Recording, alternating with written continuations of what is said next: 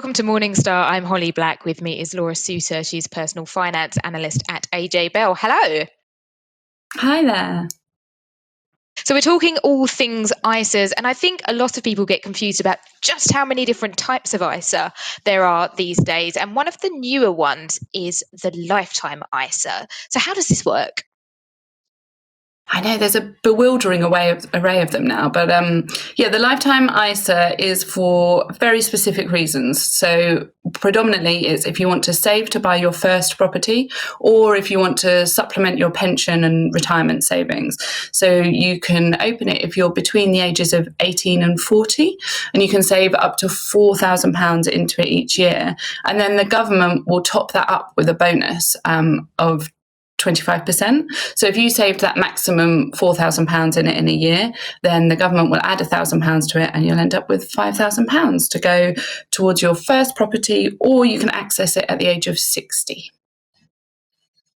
So if I don't use it for a property or wait till age 60, what happens if I take the money out in the interim period or for something else?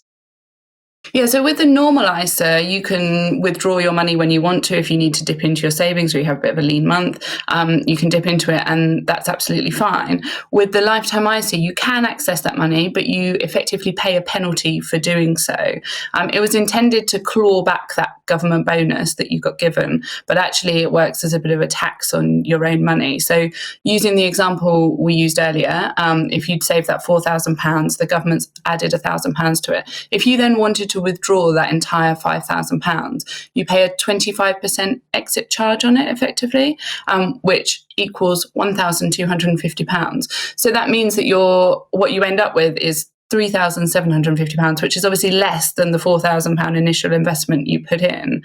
So people need to be really careful and not see these as kind of easy access savings accounts. It's longer term money locked away for either that pension supplement or for buying your first property. So lifetime ISAs, I think because of the property buying element, have been super popular since their launch. But if you're considering taking one out, what are some of the things you should check first? So I think the first really important thing is to make sure that you've got some emergency savings elsewhere that you can access, so that you're not putting all of your savings in a lifetime ISA, because that means if you end up in a situation where unfortunately you lose your job or just a big bill comes in and you need to access your savings, you're going to pay a fee to access them in a lifetime ISA. So make sure you've got some money set aside in a cash account first.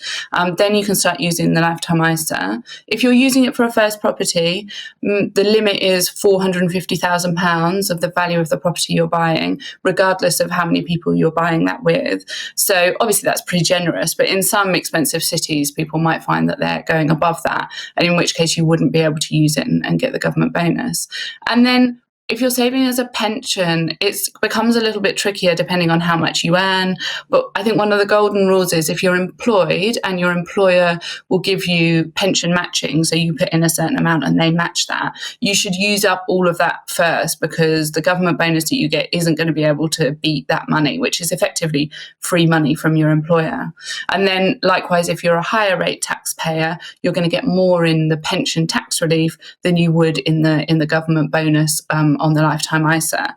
But it can be a really good option for self-employed people, for example, who don't have a workplace pension. And for some people who are on basic rate tax, it can be a good kind of supplementary account. Laura, thank you so much for your time. For Morningstar, I'm Holly Black.